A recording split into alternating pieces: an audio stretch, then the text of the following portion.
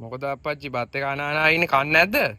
මේ දවස් ටිකේම පුතා බෙහෙත් බොන නිසා සුදට කන්නේ.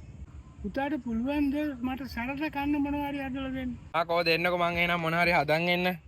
I just want you චුට්ටක් චුට්ටක් චුට්ටක් බලන්න මා දිහා චුට්ටක් චුට්ටක් චුට්ටක් කියන්න චේතනා චුට්ටක් චුට්ටක් චුට්ටක් හදන්නේ මාලිකා චුට්ටක් චුට්ටක් චුට්ටක් චුට්ටක් චුට්ටක්